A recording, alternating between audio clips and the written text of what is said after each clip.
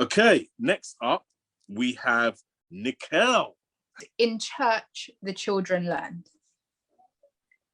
In church, the children learned sign language to refuse what was standard, that peace be with you can burn out like candle wicks, that not every space we were told was important is. We all knew how to pray habitually.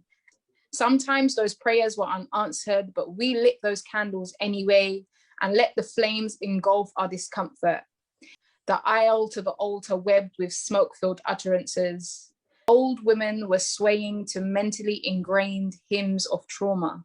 Maybe they knew that kneeling in the name of an unknown man would never be comfortable, cutting the air with the sign of the cross. And we did that violent act a few times at Mass because pain was admirable.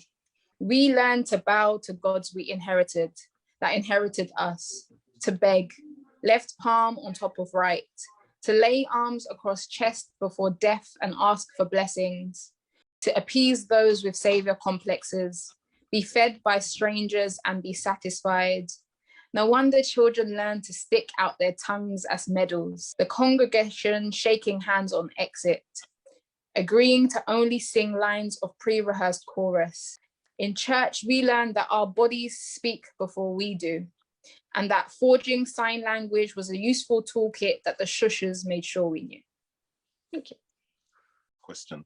Did you grow up in the church? I was raised in a very Catholic family. I went to a Catholic secondary school, but my family weren't particularly religious. It was a thing that me and my siblings always went to church with our nan. So you're asking some pertinent questions, and some questions that some might say are, you know, criticizing religion and stuff like that. Would you say you're doing that? I wouldn't even necessarily say that this is a dig at religion.